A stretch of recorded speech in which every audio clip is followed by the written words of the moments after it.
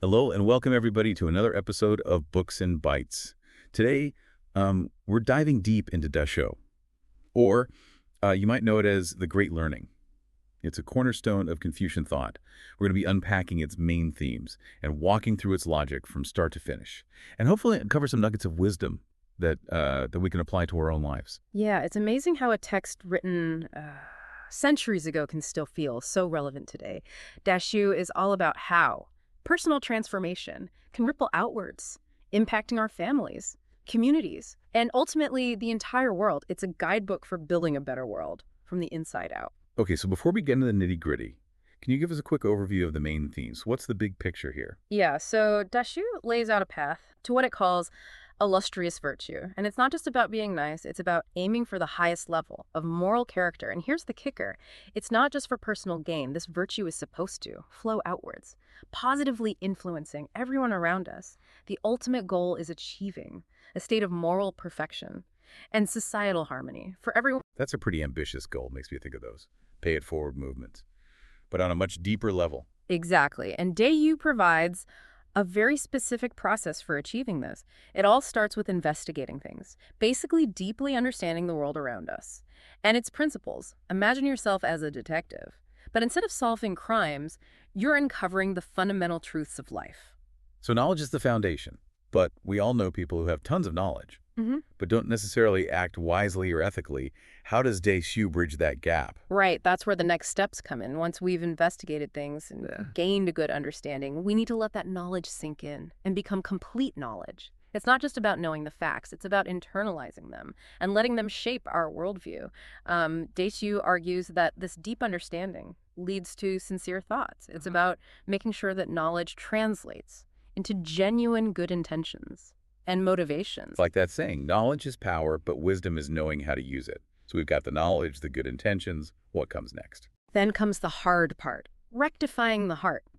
This means aligning our emotions and desires with our virtuous understanding. We all have impulses and desires, but Dàxué suggests we need to guide those emotions so they're in line with our moral compass.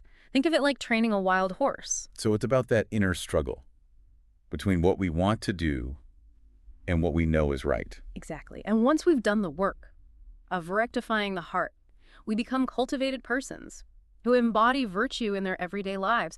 But the journey doesn't stop there. Dàxué reminds us that true virtue isn't a solo mission. It needs to extend outwards. Okay, here's where it gets really interesting for me. How does this personal transformation translate into creating a better world? Yeah, Dàxué lays out a clear progression. From the cultivated person, we move to regulated family, then a well-governed state, and finally, a peaceful and happy world. It's like a series of expanding circles, with our individual efforts rippling outwards to create a more harmonious society. So it all starts at home. That makes sense. But I'm curious how these ancient principles of family and governance apply to our modern world. Family structures have changed a lot, and the idea of a ruler feels kind of outdated. How do we interpret those concepts today? You've hit on a really important point. While the language of Dàxué might feel a bit archaic, the underlying principles are surprisingly timeless. When it talks about regulating the family, it's not about imposing rigid rules or clinging to outdated traditions. It's about cultivating those core values of respect, responsibility, and care that are essential for any healthy relationship. So whether it's a traditional nuclear family or a modern blended family, the principles still apply. It's about creating an environment where everyone feels valued and supported. Exactly. And when it comes to a well-governed state, it's not about advocating for a specific type of government or political system. It's about advocating for leaders who embody those same virtues we've been cultivating within ourselves: wisdom, compassion, integrity, and a genuine commitment to the well-being of all. So it's about holding our leaders accountable for their actions and expecting them to embody those virtues in their policies and decisions. It's about creating a society that reflects those values. Exactly. And that brings us to the final piece of the puzzle: a peaceful and happy world.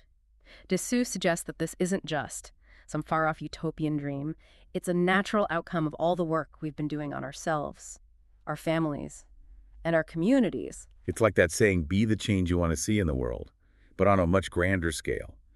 By embodying these virtues, we become part of a larger movement, towards a more harmonious and fulfilling world. Precisely. And that's the beauty of Dàxué. It offers a path, a way of being in the world that's not just about individual enlightenment, but also about creating a better future for everyone. Okay, I'm loving this big picture view, Huh. but I'm eager to get into the specifics. Dàxué doesn't just throw out these lofty goals.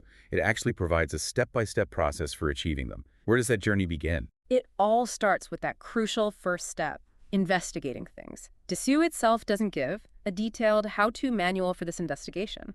But we can look at its core message and think about how it applies to our lives today. So it's not just about passively absorbing information. It's about actively seeking out knowledge and understanding. It's about being curious, asking questions, Yeah, and challenging our own assumptions. exactly. And it's not limited to just book learning. We can investigate things through observing nature, engaging in thoughtful conversations, reflecting on our own experiences, and even learning from our mistakes.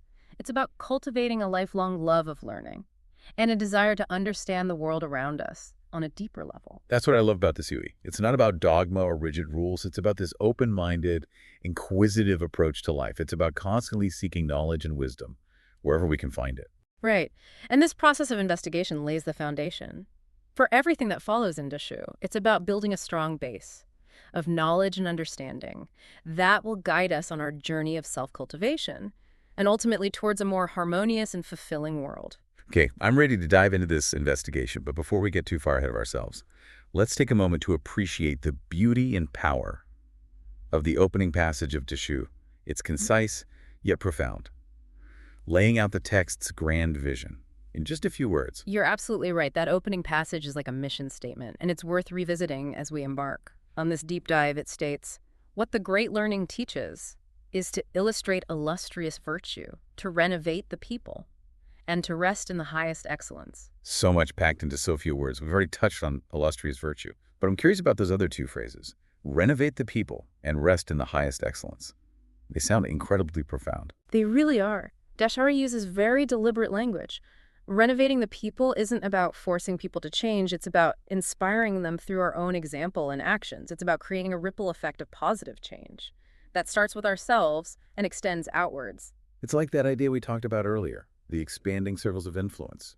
Our personal transformation can inspire those around us to embark on their own journeys of self-cultivation. Exactly.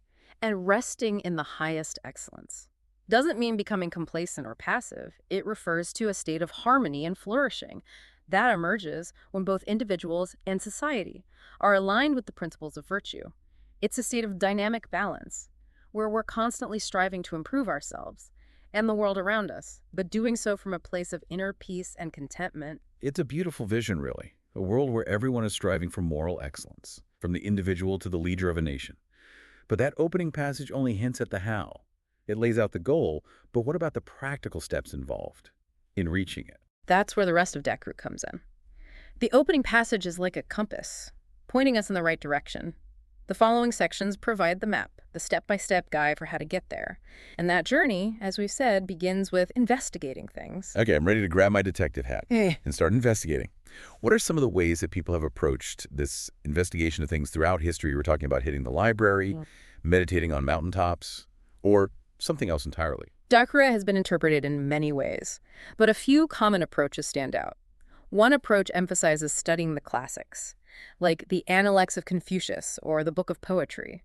By immersing ourselves in these works of wisdom, we gain a deeper understanding of human nature, ethical principles, and how the world works. So it's like tapping into the accumulated wisdom of generations past, learning from the insights of those who came before us. It's like standing on the shoulders of giants. Exactly. Another approach emphasizes observing the natural world.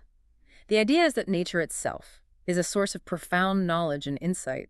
By carefully observing the patterns and processes of nature, we can gain a deeper understanding of the principles that govern all things. This reminds me of those nature documentaries where they zoom in on a tiny ecosystem and reveal all these complex interactions and dependencies. It's about seeing those same patterns reflected in the human world. Right. And then there's the approach that emphasizes learning through social interaction. This involves engaging in thoughtful conversations, observing the behavior of others, and learning from the experiences of those around us. So it's about recognizing that knowledge isn't just found in books or nature. It's also embedded in our relationships and interactions with other people. It's about being present, observant, and open to learning from everyone we encounter. Precisely. And Dàxué itself highlights the importance of learning from others, particularly those who are wiser and more virtuous than ourselves. It's about seeking out mentors, role models, and even those who challenge our perspectives, because true learning often happens when we step outside our comfort zones. Okay, so there are multiple paths to this investigation of things, but the underlying principle is the same: seeking knowledge and understanding as a foundation for growth. Exactly. It's about cultivating a curious and inquiring mind, a desire to learn and grow throughout our lives. It's about recognizing that knowledge is not a destination, but a journey, and that the more we understand ourselves and the world around us, the better equipped we are to make wise choices and contribute to the well-being of all. This is all so fascinating, and I can already feel the wheels turning in my own head about how to apply these ideas in my own life. It's about cultivating that inner awareness, that constant questioning and self-examination that allows us to grow and evolve as individuals. Precisely. And Dàxué suggests that this inner work is essential, not only for our own personal development, but also for creating a more just and harmonious world. After all, we can only contribute to a better world if we're constantly striving to become better versions of ourselves. Okay, I'm thoroughly convinced that this investigation of things, both inward and outward, is a crucial first step on the path to a more virtuous and fulfilling life. But what happens next? Once we've gathered all this knowledge and insight, how do we actually integrate it into our lives and start to embody those virtues that Dàxué emphasizes? That's where the next stage of the Dàxué process comes in, completing knowledge. It's not just about accumulating information, it's about transforming that knowledge into wisdom. Welcome back to our deep dive into Dàxué. It's fascinating how this text seamlessly weaves together the personal and the societal, showing how inner transformation can lead to a better world. It's like those Russian nesting dolls. But instead of dolls, it's levels of virtue. Last time we talked about the importance of investigating things, both within ourselves and in the world around us. We explored different approaches to gathering knowledge and insight. But now I'm curious about what we do with all that knowledge. How do we move from simply knowing things to actually embodying those virtues that Dàxué emphasizes? Right, that's where completing knowledge comes in. It's about going beyond, simply accumulating facts and information. It's about synthesizing that knowledge, connecting the dots, and seeing the bigger picture. Imagine assembling a complex puzzle. You need all the individual pieces, but the real satisfaction comes from seeing the complete image. So it's about taking all those disparate bits of knowledge we've gathered and assembling them into a coherent understanding of the world and our place in it. But how do we actually do that? It sounds pretty abstract. Well, Dàxué doesn't offer a specific recipe, but it does emphasize the importance of reflection, contemplation, and critical thinking. It's about taking the time to ponder what we've learned, to question our assumptions, and to connect those insights to our own experiences and values. It's like taking a step back from the puzzle to admire the complete image and to appreciate how all those individual pieces fit together. So it's not just about absorbing information passively. It's about actively engaging with it, wrestling with it, and making it our own. It's about turning information into understanding, and understanding into wisdom. Exactly. And Dàxué suggests that this process of completing knowledge is crucial for developing the wisdom and discernment. We need to navigate the complexities of life and to make choices that are aligned with virtue. It's like having a mental map that guides us towards our goals, helping us to make decisions that lead to both personal fulfillment and a better world. Okay, so we've investigated things, and we've completed our knowledge. What's the next step in this Dàxué transformation? How do we go from having all this knowledge and understanding in our heads to actually living it out in our daily lives? Right, that's where sincere thoughts come in. It's the bridge between knowing what's right and actually doing it. Dàxué argues that our thoughts are the seeds of our actions. If our thoughts are pure, our actions will blossom into virtue. But if we're constantly thinking selfish or negative thoughts, our actions will reflect that as well. So it's like that saying, garbage in, garbage out. But for our minds, if we fill our minds with negativity and self-doubt, that's what we'll project out into the world. But if we cultivate sincere, positive, and virtuous thoughts, our actions will naturally follow suit. Exactly. It's about recognizing the power of our thoughts to shape our reality. Dàxué uses the metaphor of refining metal. Just as impurities must be removed to create a pure and strong metal, so too must we purify our thoughts to cultivate true virtue. That's such a powerful image. It makes me think of mindfulness practices. Right. And all those techniques for becoming aware of our thoughts and gently redirecting them towards a more positive and constructive direction. It's about weeding out those negative thought patterns that can sabotage our efforts to live a virtuous life. Absolutely. And this idea of sincere thoughts is particularly important in today's world, where we're constantly bombarded with distractions and temptations. It's so easy to get caught up in the hustle and bustle of daily life and to lose sight of our values. But Daxué reminds us that it's crucial to cultivate a mindful awareness of our thoughts and to make a conscious effort to align them with our aspirations for a virtuous and fulfilling life. This is really resonating with me. It's about recognizing that true transformation is not just about acquiring knowledge or even understanding it deeply. It's about cultivating a mindset, a way of being in the world that's rooted in sincerity, positivity, and a genuine desire to do good. Exactly. And it's a lifelong practice. We're all human. We're going to have negative thoughts, doubts, and moments of weakness. But Daxué encourages us to see those moments as opportunities for growth, to learn from our mistakes, and to keep striving to align our thoughts with our highest aspirations. This is so encouraging. It takes the pressure off of being perfect all the time, Yeah, and instead invites us to see this as a journey of continuous improvement. exactly. And that journey takes us to the next stage in Daxué, rectified heart. Okay, so we've investigated things, completed our knowledge, and cultivated sincere thoughts. What exactly is a rectified heart, and how do we cultivate it? Is it about suppressing our emotions, becoming stoic robots? That's a common misconception. Daxué is not about denying our emotions. It's about understanding them, accepting them, and then guiding them in a way that aligns with virtue. Imagine a skilled archer aiming for the target. They don't deny the power of the bow or the arrow. They harness that power and direct it towards their goal. So it's about acknowledging that our emotions are powerful forces. But instead of letting them control us, we learn to control them. It's about emotional intelligence, self-awareness, and self-mastery. Precisely. A rectified heart is a heart that is balanced, harmonious, and at peace. It's not about being emotionless. It's about achieving a state of inner equilibrium where our emotions are not dictating our actions, but rather informing them in a way that's consistent with our values. So it's like finding that sweet spot Yeah.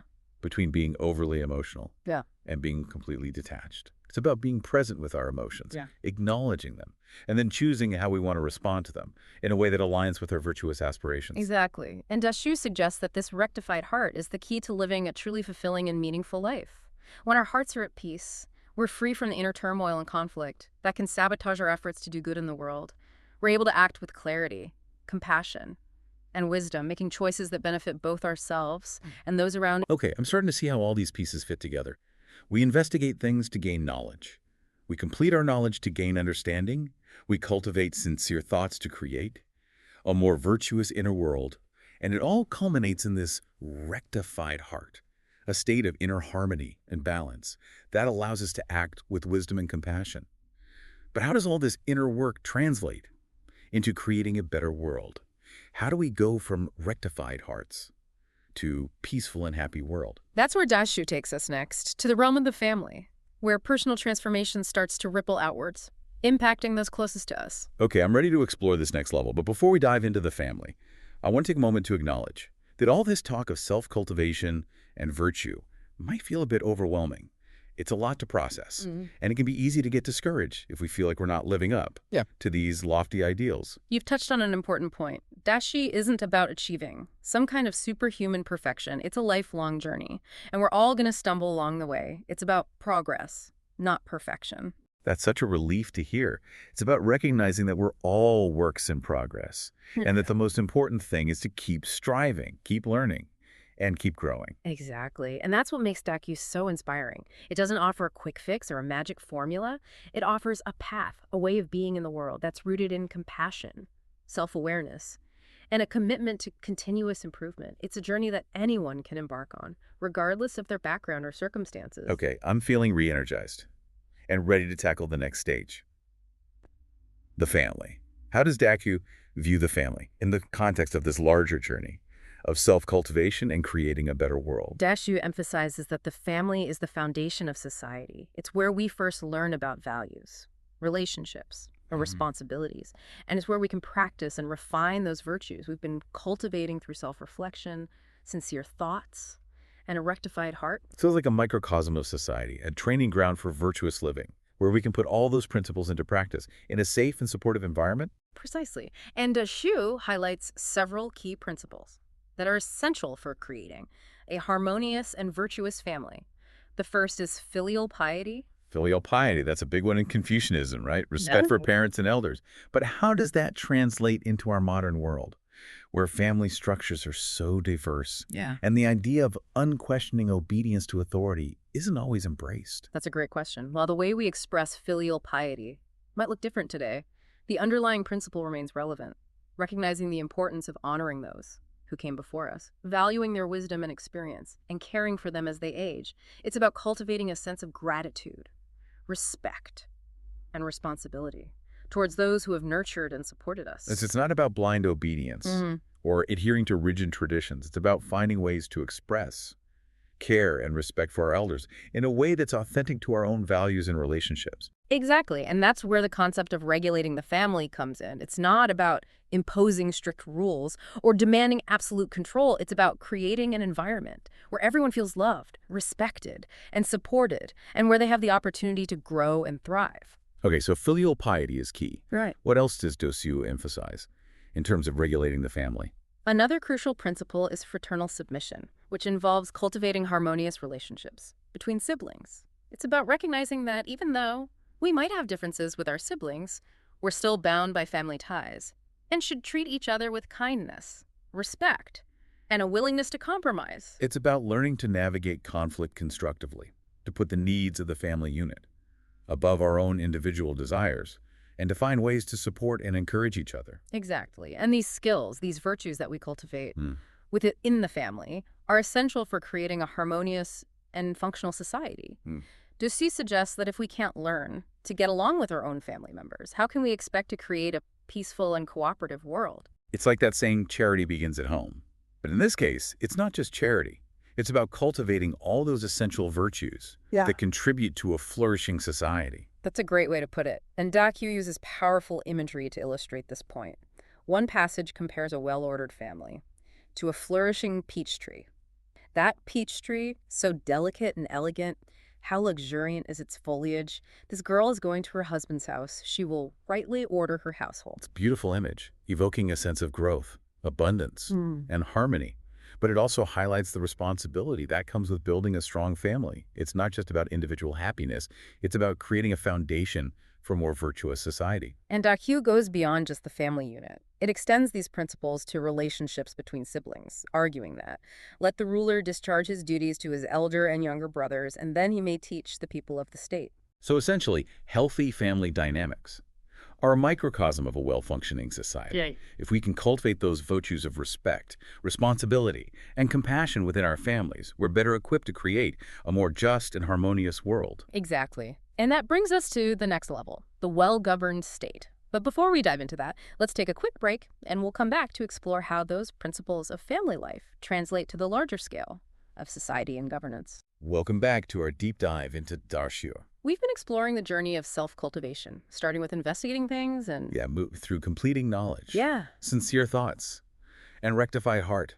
And we've also seen how those individual efforts can ripple outward, creating a more harmonious family environment. And now we're ready to zoom out even further and explore how those same principles can be applied to create a well-governed state. It's fascinating how Dàxué connects these different levels, showing how personal transformation can ultimately lead to a more just and thriving society. That's what I love about Dàxué. It's not just a guide for personal growth. It's a blueprint for creating a better world. But I have to admit, the idea of a well-governed state feels a bit daunting. How do these ancient principles translate into the complex world of modern politics? You've hit on a key point. Dàxué isn't about advocating for a specific type of government or political system. It's about advocating for leaders who embody those same virtues we've been cultivating within ourselves: wisdom, compassion, integrity, and a genuine commitment to the well-being of all. So it's not about the structure of government, but about the character of those in power. It's about electing leaders who are not just competent, but also ethical, who prioritize the needs of the people over their own personal gain. Exactly. Dàxué emphasizes that a true leader is not someone who simply holds a position of authority, but someone who inspires others to strive for virtue.